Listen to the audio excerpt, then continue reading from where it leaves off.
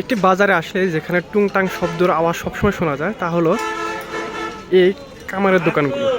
এখানে কিন্তু হাতের ছোঁয়ায় বিভিন্ন রকম জিনিসপত্র বানানো হচ্ছে ধারালো, যেগুলো আপনার দৈনন্দিন জীবনে ব্যবহার করা হয়।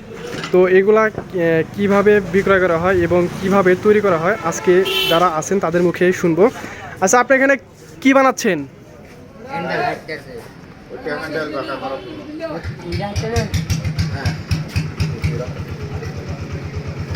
আচ্ছা আচ্ছা, আপনার এখানে কি কি মালামাল আছে? এখানে কি কি মালামাল বিক্রয় করতেছেন? লোহার সব কিছু এখান থেকে বিক্রয় করা, হ্যাঁ? আপনার এখানে কতজন কর্মচারী আছে? 250।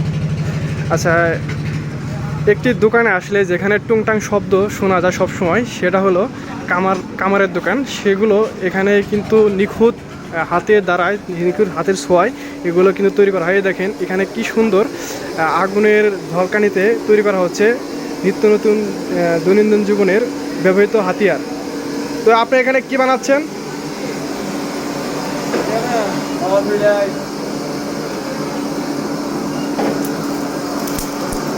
দেখতে পাচ্ছেন